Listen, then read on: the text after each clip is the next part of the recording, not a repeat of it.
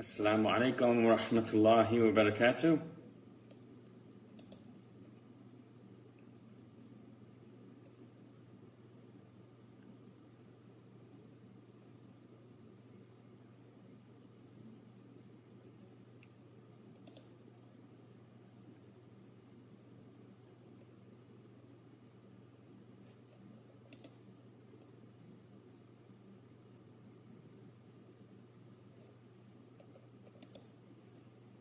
Assalamu alaikum.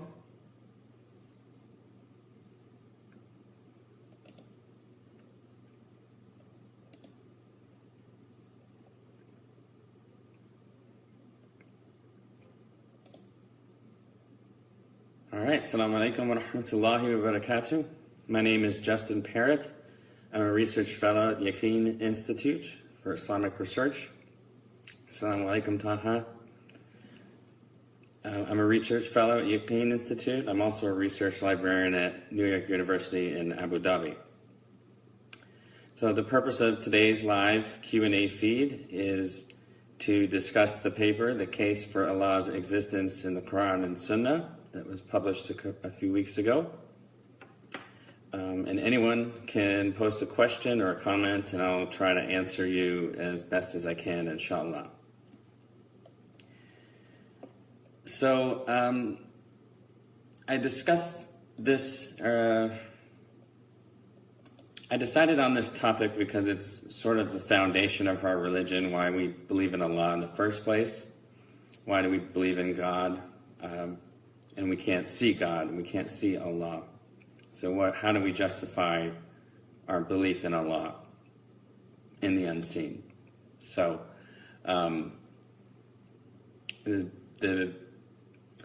the frame of the paper is basically that the Quran appeals to the heart of the human being and it appeals to the mind of the human being. So there are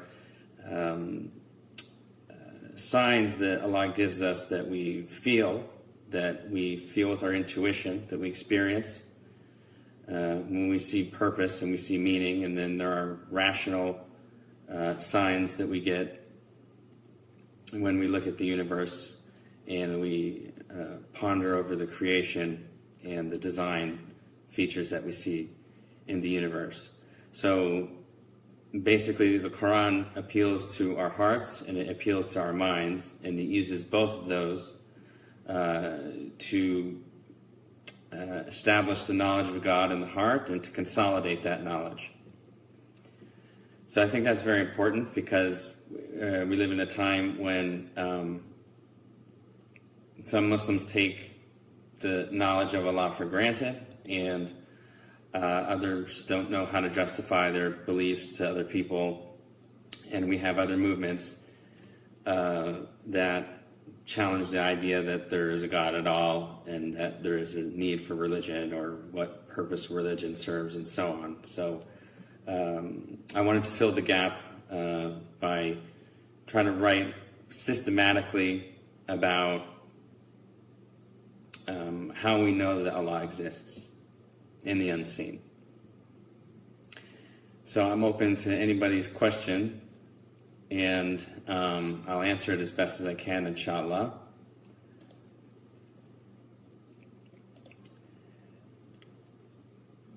So as I was researching my paper, I received a lot of help from my colleagues. In the beginning, I was sort of leading with the rational proofs, the logical trains of thought that lead us towards the knowledge of God, and my colleagues were telling me that the matters of the heart are more important. And it occurred to me that the Salaf, the righteous predecessors, used to say that the knowledge of God is in the heart, and it's not memorizing a bunch of facts and memorizing a bunch of narrations and so on. It's a light that Allah puts in the heart. So we need to lead, I was going to lead the paper with the way the Quran appeals to the heart of the human being, the way that you can sense God, sense Allah through your intuition and through your experience. And then the rational proofs come and consolidate that knowledge. So the heart and the mind have to work together to achieve knowledge of God. But it's not one or the other. You have to use your heart, you have to follow your heart, and you have to follow your mind as well, and they have to agree.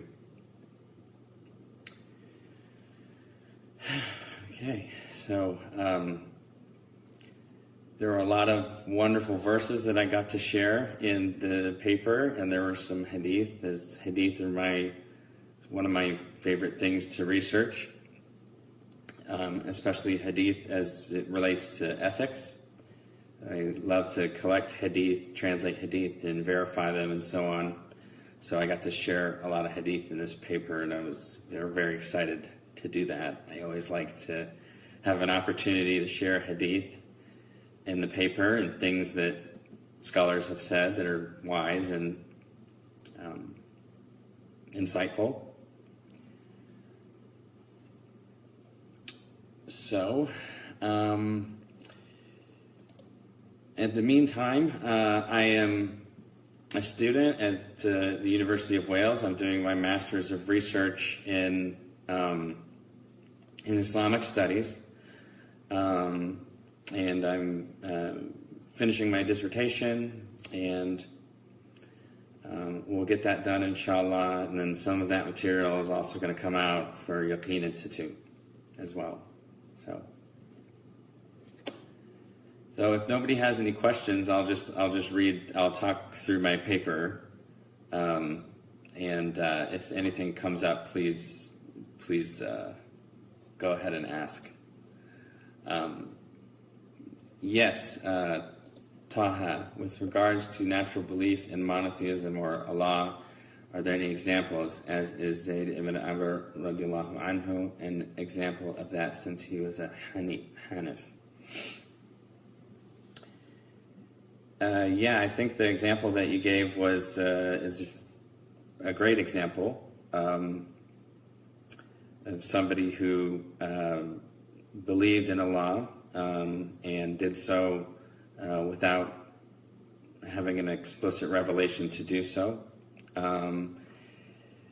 As for other examples, in Islamic tradition, I'm not aware of anyone's other than the ones that you cited, although we know our Prophet sallallahu alaihi wasallam never worshipped idols, and he believed in Allah. And so he's obviously a great example of that. But you'll find this also in many cultures. You know, people come to believe in God through different routes. So some people ponder upon nature and come to the conclusion that there's purpose in nature, so there's purpose to life, there's purpose to creation. Other people come to know God through a revelation that was given to a prophet. And so either through revelation or through reason, people come to know God, and they come to know from their experience in life, because they experience purpose and meaning to life, to nature, and to the universe, and to religion. And also we have a cosmological understanding that the universe is here for a reason, and it didn't appear without a cause. There must be a first cause. If you trace all the causes of the universe, all the things that we see in the universe, you have to go back to the first cause. And we see lots of the causes of things in the universe are the natural laws in the universe. We see natural laws in the universe. And you trace all those back, and there has to be a lawgiver that created those laws. So, and then we see instances of design in nature. So, like, for example, I pointed out that there are several organs in your body that have a clear purpose. Your eyes are there to see. You know, your mouth is there to eat and to speak, and your ears are to hear. And you see instances of purpose in nature, in biology, in life. And it's not far-fetched. In fact, it's logical to think that there's a purpose for the entire system, for the entire universe. If we see purpose in specific instances in the universe, and that leads us to the idea that the universe itself has a purpose. So I hope I answered that question to your satisfaction. And yeah, alhamdulillah. Okay. So I'll point out some of the neat things that I found when I was researching for this paper. So I looked into Al-Ghazali's book, Al-Munqidh min al-Dalal. It was like the salvation from error. It's his spiritual autobiography and how he came to know Allah. So he was a big scholar when he was very young. And he sort of had a crisis, and he needed to know for sure that what he was learning about religion and law and spirituality and philosophy and all that stuff was true. And he described it as a thirst. So human beings have a spiritual thirst. There's a void in our lives that we have to fill with some kind of spirituality. And so Al-Ghazali talks about that, and talks about his journey, and one of the major proofs of Islam that he talked about in his book was that if you follow the way of the Prophet sallallahu alaihi wasallam, you will purify your heart, right? So if you follow the way of Islam, you pray, and you do your dhikr, and you do your spiritual practices, and you hold the right beliefs, and you practice the right spiritual practices, you will achieve contentment, you'll achieve inner peace, and you will purify your heart, and you won't be a slave to hatred, and you won't be a slave to greed, and you won't be a slave to material things. And when you experience this is the big proof that Allah is there. When you experience you experience Allah in your life. And when you repeatedly experience that over and over, that consolidates knowledge of Allah. And then the rational proofs that we go through, those things augment that spiritual knowledge. So when we're sharing our religion with other people, and we're inviting people to Islam, I discourage myself, and I discourage others of getting into these purely rational arguments with people who are atheists or who don't believe in God, and you really have to watch your attention with those, because the goal is to share our religion with people to benefit people and not to win an argument. And you have to appeal to their hearts, not just their minds. Assalamu alaikum, Muhammad. Could you elaborate a little bit about the Mu'tazila and how they understood God, taking into account their philosophical reason-based approach on things, and how one should relate to that type of approach to understanding God? So the Mu'tazila, as I understand it, were a sect in Islamic history, and they were set apart because when it came to the question of what do you do when reason and revelation apparently contradict each other, which one wins out? And so the Mu'tazila said, reason should take precedence, and the Ash'aris and others said, revelation should take precedence. And this is a classical argument with, among theologians and philosophers. I'll give you my take on it. That we know natural truths when science is very sound and rational methodologies are followed in a correct way. That leads to natural truths, and those truths are consistent with the truths of revelation, because Allah created nature, so the truth that we derive from nature is true, and Allah revealed the revelation, and so that is also true. And so sometimes it takes an intellectual activity to reconcile the truths that we get from revelation and reason, but they're both true. I mean, one can't be more true than the other, because reality it's either real or it's not. So it's either reality or it's not. So science, reason, and revelation can be reconciled and have been through several people, and I believe the Mu'tazila historically went incorrect by privileging reason over revelation, because reason, if it's not tethered and if it's not checked by values, it can lead people astray. And of course, the Mu'tazila were famous for their innovation that the Quran was created, and then they were persecuting other Muslims who didn't believe that. So we reject that as well. I hope I answered that question. Good for you. Assalamu alaikum, Muhammad Nu'man. How do you convince someone of the existence of God who is sincere in finding the truth but wants to know the intellectual basis of Allah's existence before accepting Islam as his or her religion?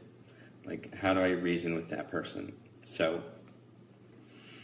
the point I'm making in the paper is that you have to appeal to the person's heart and you have to appeal to the person's mind. So appealing to the heart is the way that Islam gives people a sense of purpose. And when they experience the good character of other Muslims, that leads a lot of people towards Islam. And when they see the tranquility and the good spiritual states that Muslims are in, that leads them to Islam. And sometimes that's enough to do it. Other times people need to know, why should I believe in God if I can't see God? I cannot see Allah. Why should I believe in Him? And then you can show him some of some of the rational proofs that I discussed in the paper. There's the cosmological train of thought that the universe was created and had to have a cause and a reason, and then there's the teleological train of thought, which is that the universe is designed and it shows features of design. So you want to kind of complement both ways of those people when you're sharing Islam with people. I hope that answers your question. Another one real quick from Muhammad Nu'man. How do I go about arguing with someone that Islam is the only true religion from the one true God when there are just so many man-made religions to choose from? Let's say a teenager boy asks his Muslim father about why we believe Islam to be the only true religion. How do you think a father should respond and not ignore the question altogether? Well, you have to give that answer. So you can't expect people to believe in Islam without proof. And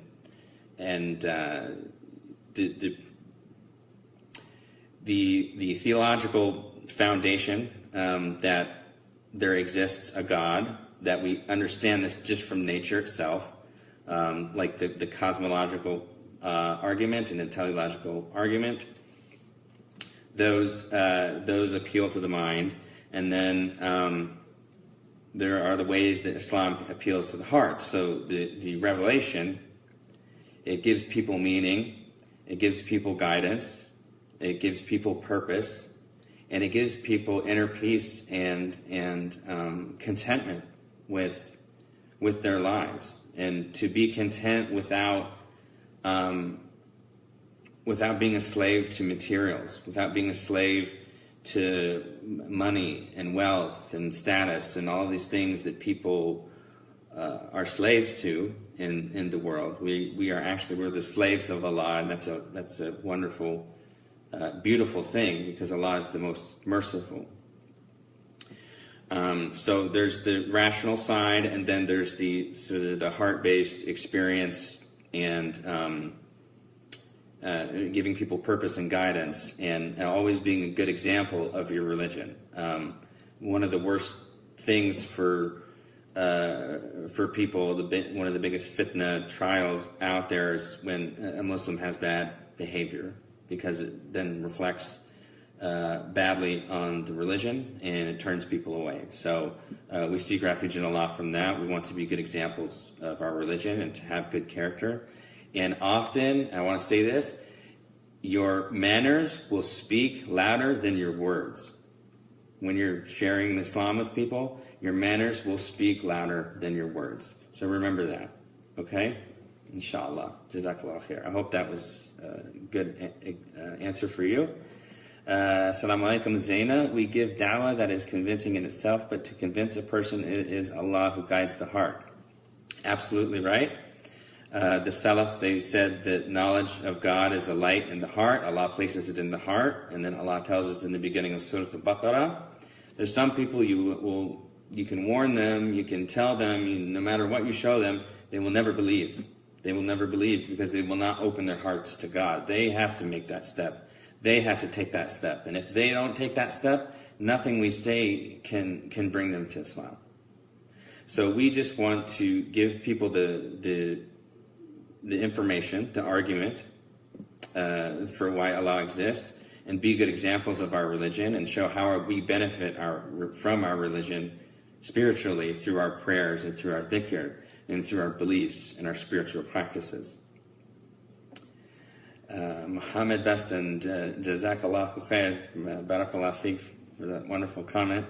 And Assalamu alaikum Zaina. Thank you very much for your wonderful comments. Mamira, what are the good books to read for children with regards to tafsir?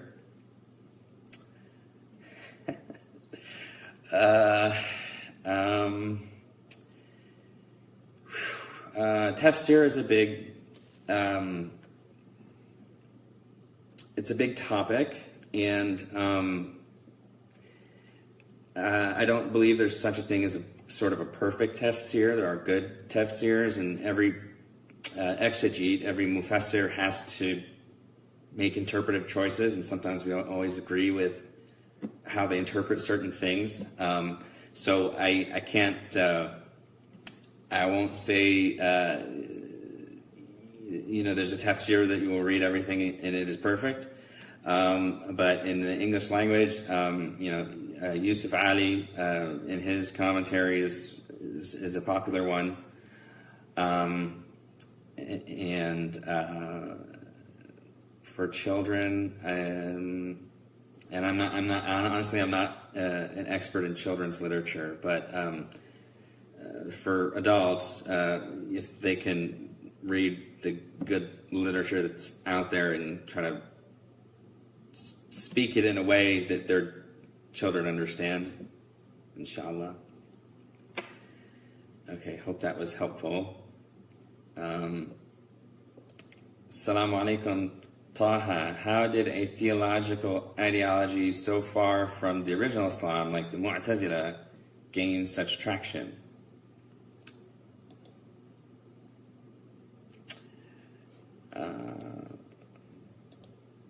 Are you still with me here? Okay. Taha, how did the theological ideology so far from the original Islam, like the Mu'tazila, gain such traction? Well, the Mu'tazila, they were influenced by other philosophies and other, ideologies and things like that, and everyone brings a cultural framework and experience through which they interpret the Quran and Sunnah. So the Quran and Sunnah are not interpreted in a vacuum, because we're all born into some culture. We're all born into some kind of framework that our parents taught us, and people interpret the Quran and Sunnah that way. So these Mu'tazila, they were people that got a hold of this sort of philosophical framework, and then was interpreting the Quran and Sunnah through that framework, and I think that was a flawed approach of theirs. So basically, they are influenced by other outside, what they get from their parents, what they get from other ideas, and so on. That's sort of where that comes from. And then, we want to interpret the Quran and Sunnah and according to the framework that that the scholars set up for us, and then complementing that with the other knowledge that we get from science and from other sources as well. So I hope that answer was sufficient. Assalamu alaikum, Chaos. How can I make non-Arabic speakers see the beauty of the Quran? Translations are too reductive, in my opinion. I would agree with you on that a lot of the translations just cannot capture the beauty of the Quran. So I think what helps is get a beautiful recitation of the Quran, get a beautiful reciter, and allow them to listen to that. Because even listening to it without even knowing what it means has an impact on people. So when I was a new Muslim, and I converted to Islam, I didn't know a word of Arabic, but listening to the Quran had an impact on me, and listening to the Quran has an impact on other people as well. It's actually fairly common. So just play them a beautiful recitation of the Quran.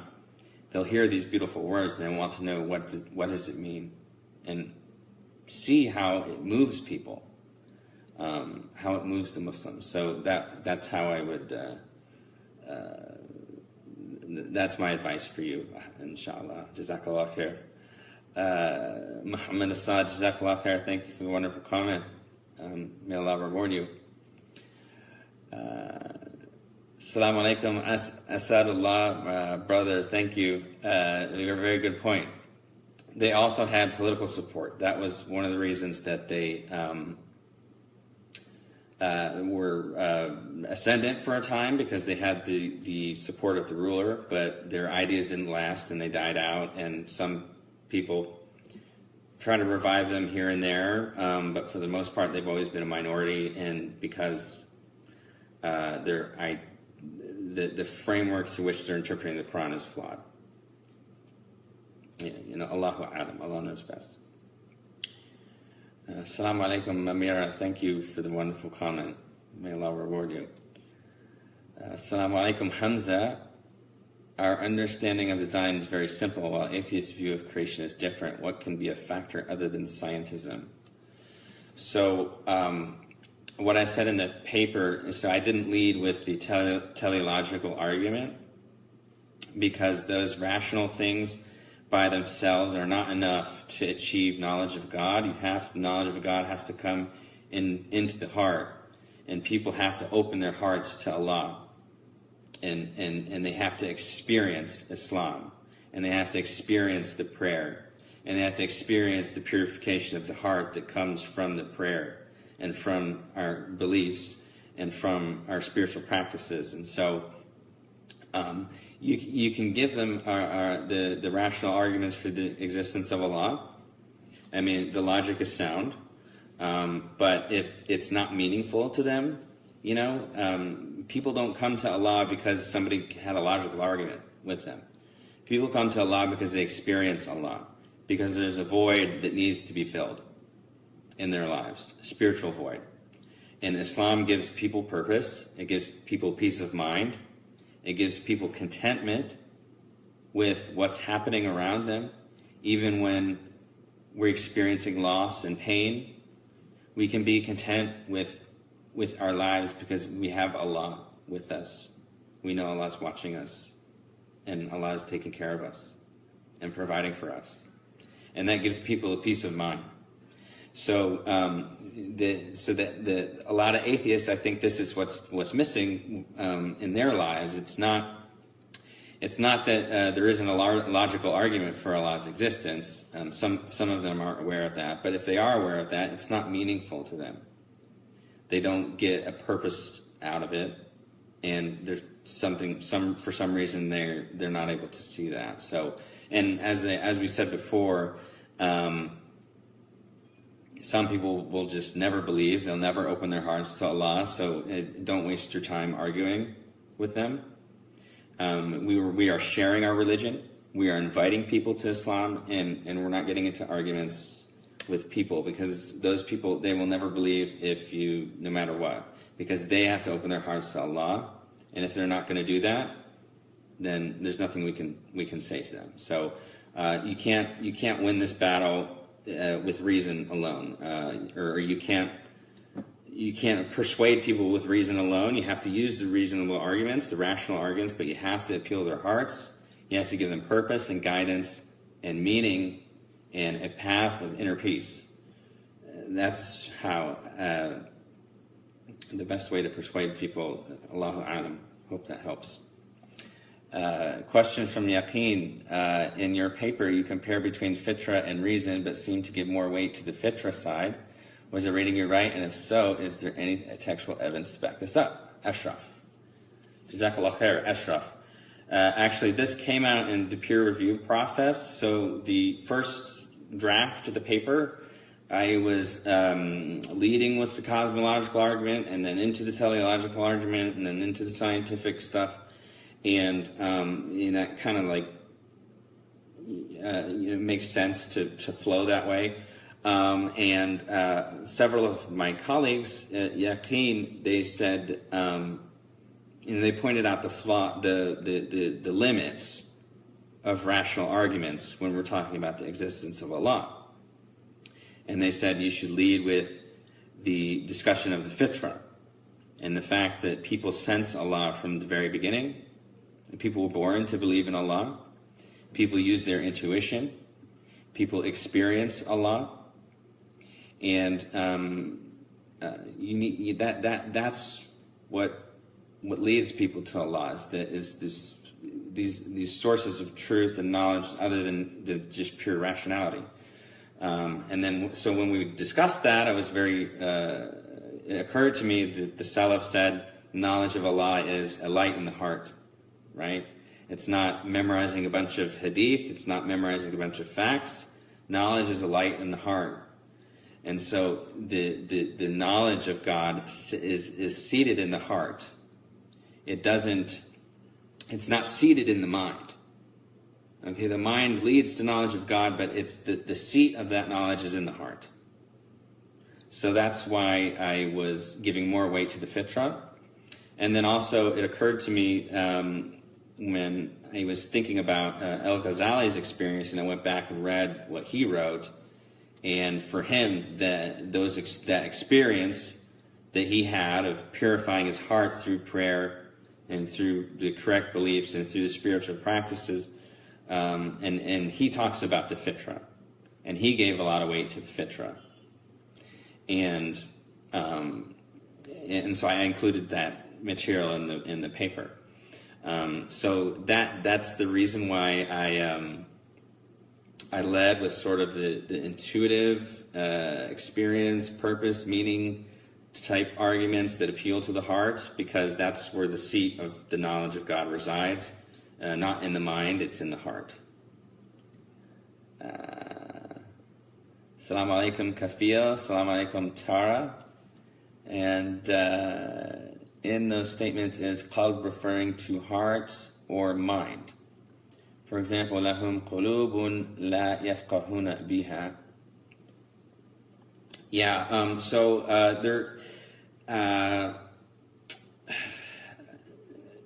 Al-Ghazali defines these terms, like what is meant by heart, and it's used in different ways. I don't want to give the impression that they're mutually exclusive things. I mean, they kind of overlap. What you're thinking about in your mind, and what you have your mind on is going to affect what you're putting into your heart, and they will influence each other. And so that's a very subtle spiritual topic, and I don't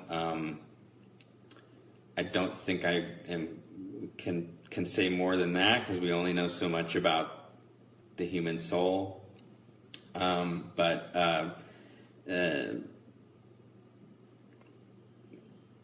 the heart that doesn't understand is the heart that's blind, that doesn't open itself up to Allah. When Allah says it's not the eyes that are blind, it's the hearts that are blind. So it's an interesting question. So I hope that made sense. I think I'll leave you with that. They kind of overlap. They're not just totally separate things.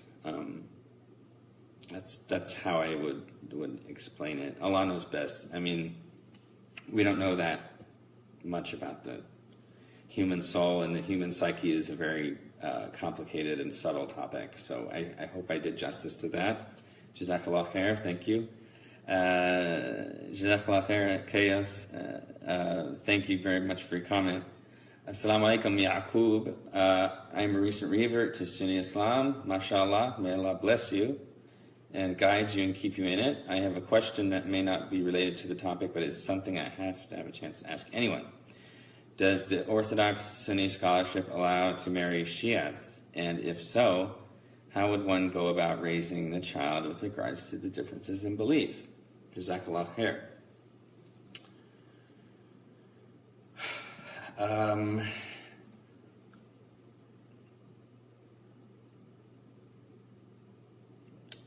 I'm not the best person to ask this question, and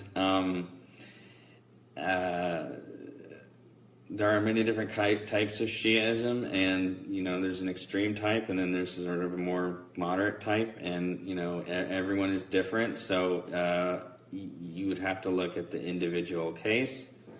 If you're asking what people should do right now, I'm not familiar with what the Orthodox scholars said about that. So I'm sorry, I can't answer that question to your satisfaction. I'm sorry. We have other people on our team who might be able to answer that question and get back to you, inshallah. Jazakallah khair. I hope I'm helping. Okay.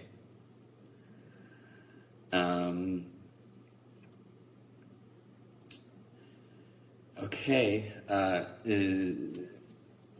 Does anybody else have any other comments? I'm doing my dissertation on the golden rule in Islam. So the golden rule is to treat other people the way you want to be treated. And this is yes. Assalamu alaikum, Mamira. Yes, please share my work with others. Share Yaqeen's work with others. That's what it's for. I did this for the sake of Allah, and all my colleagues are doing this work for the sake of Allah. And it's not for a price or anything. So it's all free content for you. So please share it. You don't even have to ask for it. Just make dua for us. That would be. I would ask you to do that and make dua for us if you would. Please do that. Jazakumullah khair. Inshallah. Assalamu alaikum Afzal. Dear brother, thank you. May Allah reward you too. This has been very helpful. I hope so, inshallah. Just a quick one. Are we held accountable for not giving dawah to non-Muslims who live amongst us, like at work? My understanding is that da'wah is fard al-kifaya. It's a collective responsibility. So if there are Muslims that are out there that are doing it and making the information available, then the obligation is lifted off of the other people. That being said, you give da'wah through your manners and through your character. So you're with people at work. They know you're Muslim. Okay, so be a good Muslim for them. Be a good colleague for them, be kind to them, do nice things for them, have integrity, and let your good character show, let your good manners show. That's a very effective form of da'wah. And so when people see that, they say, wow, this person is stable, this person is happy, this is a good person, and he or she is a devoted Muslim. And that's what Islam is doing for them. And I want some of that. And that's how Islam spread in the beginning, through trade, when the Muslims were trading with non-Muslims, and they saw their good manners, good character, they saw their good spiritual states, and they want some of that too. They want to experience Islam too. So that's what I would say. I don't. You don't have to get into people's faces about dawah and sort of be very aggressive about it. You don't need to do that, but you need to be a good example of a good Muslim and have a good character for them, and share Islam with them in a gentle way. And when they ask you, answer them as best you can, inshallah. I hope that answers your question. Thank you. May Allah reward you. Assalamu alaikum, chaos. This is a specific question, so if it's okay if you don't have an answer, but what's up with Banu Qurayza, the Jewish tribe that was allegedly exterminated for treason? Sometimes I don't know how to answer when people ask about it. So I wrote an article about this. It's on my blog, abuaminailyas.com. My Muslim name is Abu Amina Ilyas. And you look at the hadith and what happened, and so the story is that, they broke their treaty with the Prophet sallallahu alaihi wasallam, and they committed treason. They were, when the battle was over, they were judged according to the law that is in the Torah, that the men who participated in the battle were killed, and then the women and children were taken into custody, and they were treated well, as Islam tells us to treat prisoners of war well.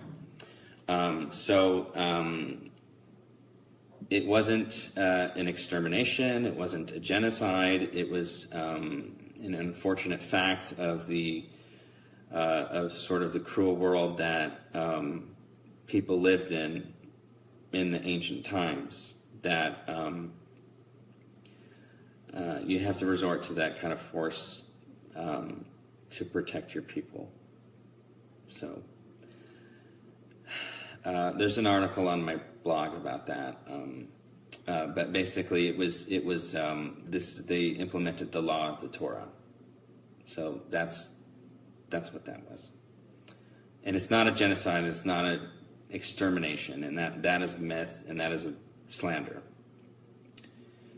Jazakallah khair, Mawlid, thank you very much.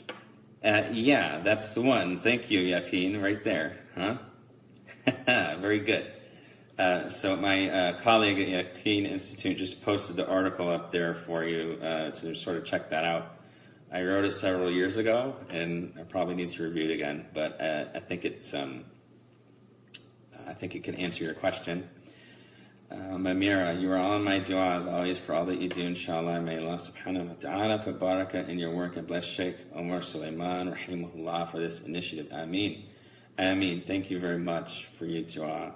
It really means a lot to us. And may Allah bless Sheikh Omar. He's been a great leader and a great example, and I think we all need to follow his lead with his initiatives and his manners and everything that he's doing. May Allah reward him immensely. Assalamu alaikum, Muhammad Nu'man. I have many questions to ask you, but I'll just hit you with just one, okay? The idea of predisposition in Islam causes a lot of doubts in people, Muslims in particular. Like, people ask me questions like, everything's been, predestination, so qadr, or providence, is the way I translate it. How do you reconcile between predestination and free will? Because that holds many people from taking responsibility and start practicing Islam, which causes them to be doubtful of their faith. That's a very good question. So when we look at the Quran and the Sunnah, there's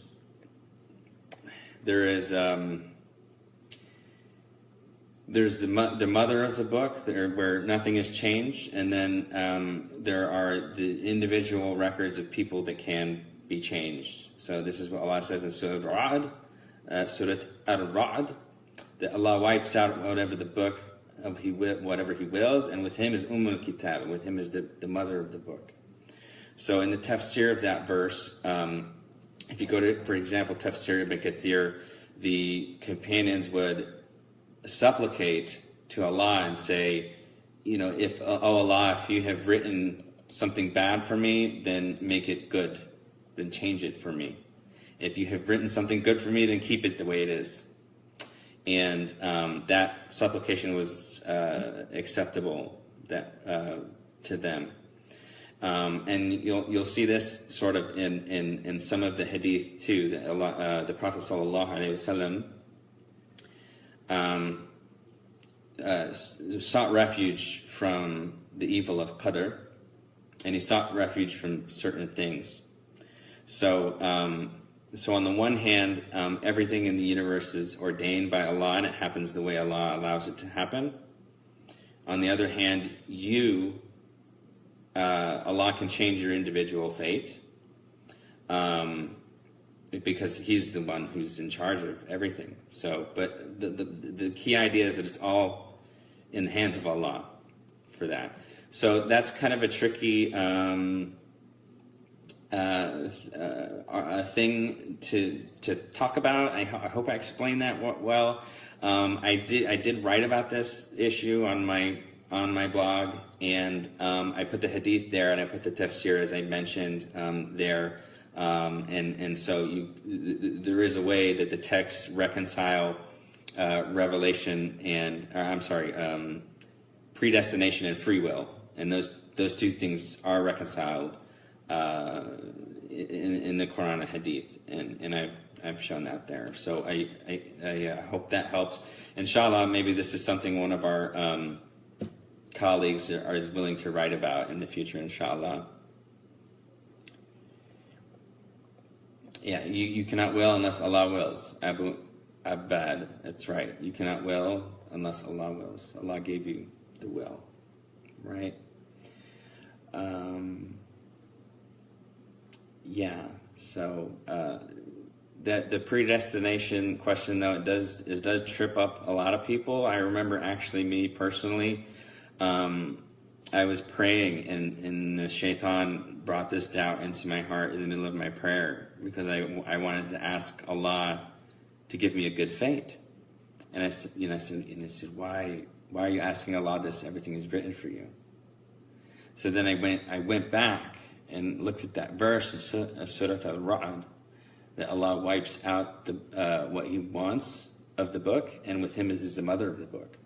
And if you looked at the tafsir, you'll see how the companions understood that through their dua, the qadr can change for the individual.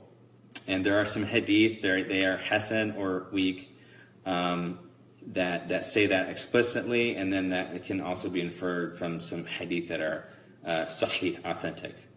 And I've put all that into an article, so if you want to message me, you can, I'll share that information with you. Inshallah. Hope that helps.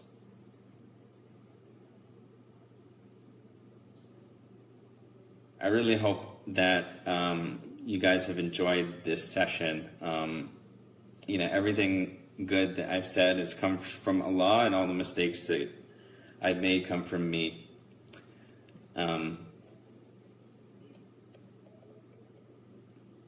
Okay. So I'll put that disclaimer out there again. Everything good that I said comes from Allah, Everything wrong that I said comes from me. So you make dua for me that Allah forgives my sins and forgives the things that I said that were not correct or not stated well. Assalamu alaikum, Muhammad. Another question might be a little out of topic. That's okay. Regarding the madhabs, so we know that the madhabs are quite diverse when it comes to the details of rulings that came about centuries after the Prophet ﷺ. One example that Dr. Brown mentions in his book, Misquoting Muhammad, of a woman that changed her madhab from a Hanafi to a Shafi'i to remarry quicker because her husband disappeared. How can we relate to this? My understanding is that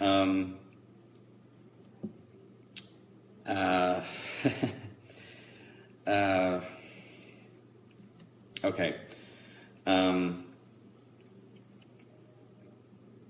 It's not an obligation to follow a particular madhab. It's an obligation to follow the Prophet sallallahu alaihi wasallam. And the different schools have, different ways of understanding the hadith, and those disagreements are legitimate, and all of their opinions are valid. What we don't want to do is to do fatwa shopping, where we are doing it with a bad intention, and we're just looking for the easy rule, or we're looking to sort of get around the rules, or to kind of cheat. And people do that, people look for ways to get out of zakat. And they look for ways to get out of some obligation. And so, the way I would approach that is like, you can't just look at the laws. It has to be informed by Islamic ethics. So, you changing your madhab for a reason like that, is that really right for you to do that? Like, does that lead to a good conclusion? Is what I think you need to ask yourself. So the Prophet sallallahu alaihi wasallam was asked about righteousness and sin. He said righteousness and sin is in your heart. You recognize righteousness. This is also about fitra, and then sin is what makes your heart waver. So you need to. There will be differences of opinion on different issues, and both of the opinions might be valid, and you have to follow your heart, which one you think is the correct opinion. And you have to have a pure intention and sincerity. That's what I would say about that. But I would not like people to fight over the different opinions, and we really need to be merciful with each other about differences in the religion with respect to the madhab and so on. I hope that helps. Assalamu alaikum, chaos. Wouldn't it be better to actually pray for miscreants for hidayah, even if they're attacking us, instead of praying for Allah's wrath? Absolutely. I 100% agree with this, and this is what is in the hadith, that we miscreant. I'm not sure if I would, a bad person. We would ask Allah to guide them. In one example, the Prophet ﷺ was hit and he was bleeding. He asked Allah to forgive his people, right? And in another instance, the companions came to him and they said, Ya Rasulullah, id'u ala al-mushrikeen, and said, pray against the idolaters. And the Prophet ﷺ said, I have not been sent to invoke curses, la'ana, but I have been sent as rahmah. I have been sent as mercy.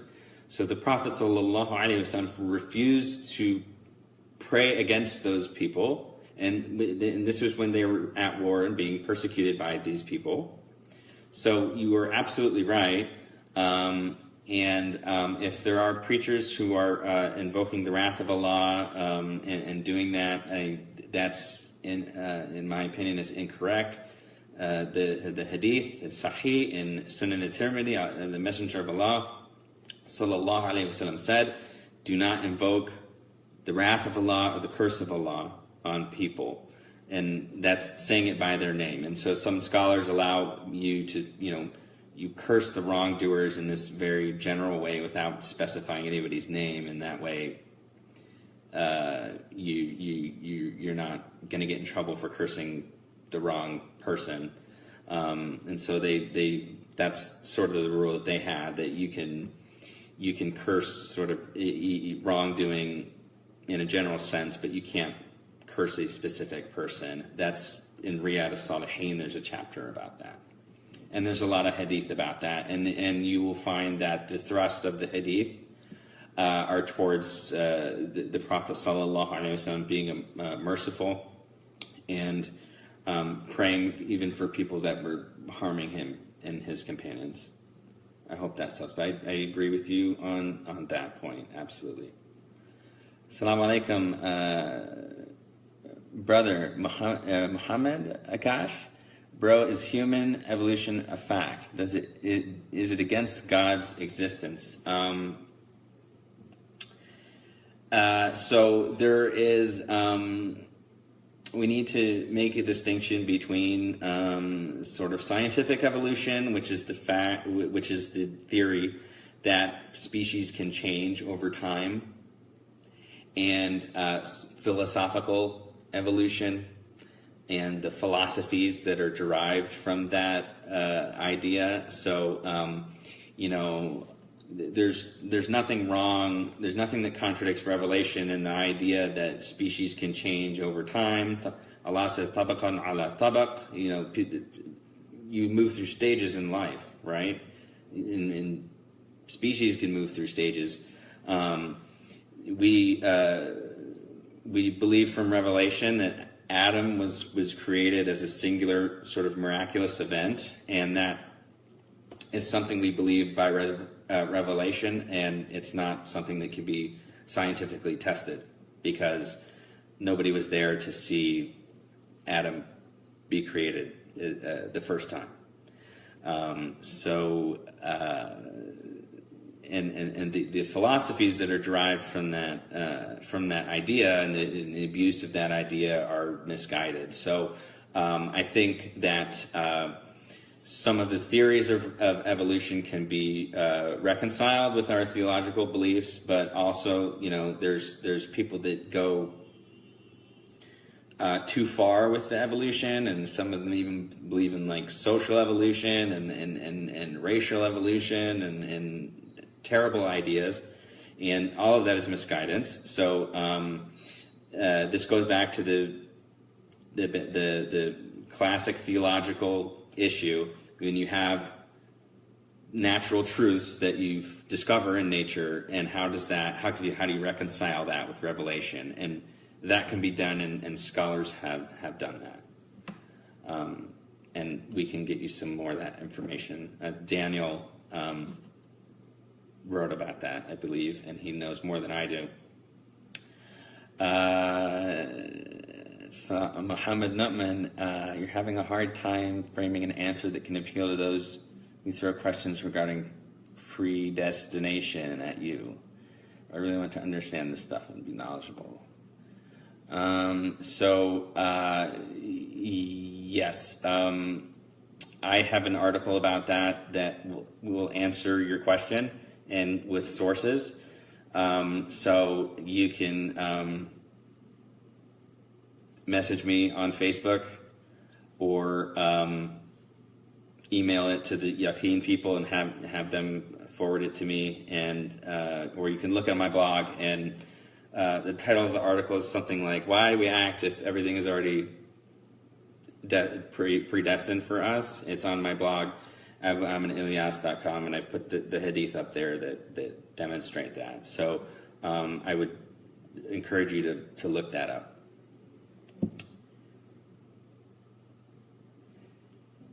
Yeah, Chaos. They do the cursing, and I think it's the curse. It can be good in a very limited context, because if somebody's doing wrong, and you say, "Oh, Allah cursed the curse of Allah is upon the wrongdoer," And that's a way of indirectly telling, like warning them that like what they're doing is wrong and that Allah is displeased with it, right? And you're not cursing them specifically. You are you're making this general statement that the curse of Allah is on the wrongdoers, and you're indirectly warning somebody. And then the intention in that warning is to benefit that person, to get them to stop their wrongdoing. Now, what some people do with the curse is they indulge in it, they go way too far in it, and they are using it as an outlet of their anger, and that is not right. That is not correct, because the Prophet ﷺ said, "La taghdab." He said, "Do not get angry. Do not get angry. Do not get angry." So, and when you're cursing people and you're using that to sort of satisfy your anger, that can, I think, get very dangerous. And the Jumu'ah prayer should not be used to incite the anger of people. It is used for the remembrance of Allah. And so when the curses that come from some of the Jumu'ah khutbah that we hear when they go to extremes with that and they go overboard with that, that's wrong and it's incorrect. And we ask Allah to guide them and to guide us. Kareem, assalamu alaikum. I think about something a lot, and that is what happens to non-Muslims when they pass away. Could they enter Jannah? So I'll answer this the way Al-Ghazali answered the question in one of his books. I forget which one it was, but he talked about Christians in his time who did not have access to Islam, who did not receive the message, did not have any good examples, and they were just following what they knew. And there are true things in the Bible, and people know them to be true because the Bible is a revelation. It's been changed a little bit, but it is a revelation, and people know those things to be true, and they follow that.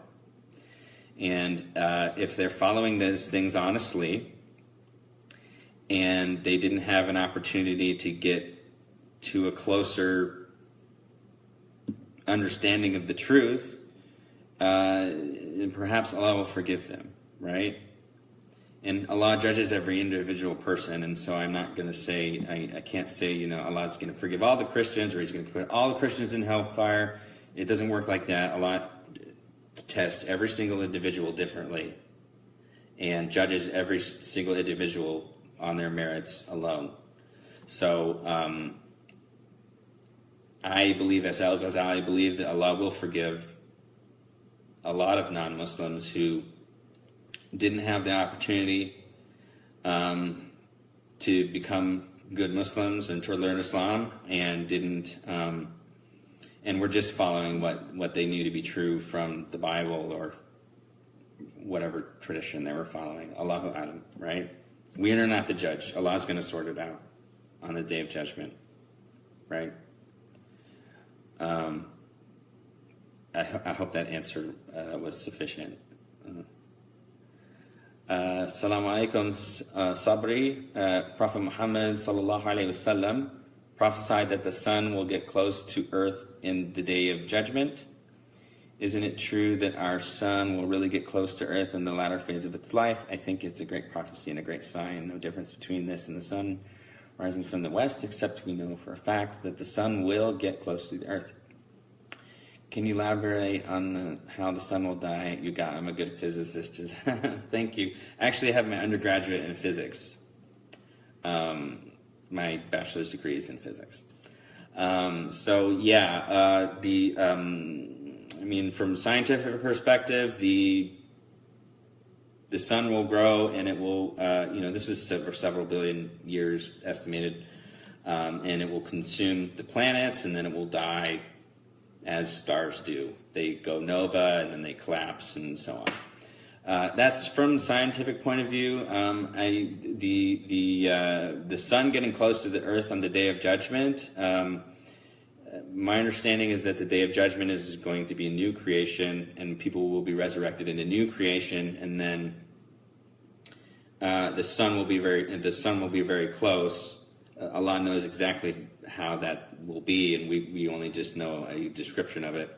And that will be because it's the intensity of that day, and people are being judged, and everyone's standing there, and it's a form of punishment for the people who were evil in their lives, that they will experience this discomfort of the sun being very hot on them on the day of judgment.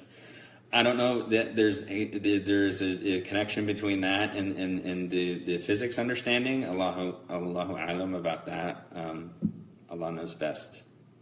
But thank you for the question, and thank you for the compliment. I hope that answers your question. Jazakallah khair, Kareem. Thank you very much. Yeah. Oh gosh. All right. This has been a great session. I'm really happy all of you guys have had wonderful questions, and I hope I've answered them as best as I can. So I know some of my colleagues are going to elaborate on some of the points I made in the article, and they're going to approach it from their own unique point of view. So that's one of the wise things that Sheikh Omar did when he asked people to join this team, is that everybody has a strength that they bring to the table.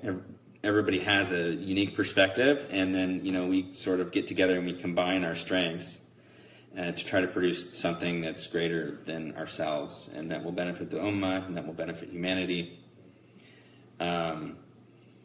Like that, bi'idhnillah, if Allah wills, with Allah's permission. Right? So I know a lot of my colleagues are better at the philosophy than I am. I like to look at the hadith. That's my fascination. And, some of them are very much better than I am in science and in philosophy and in law and in other topics as well. So they're all going to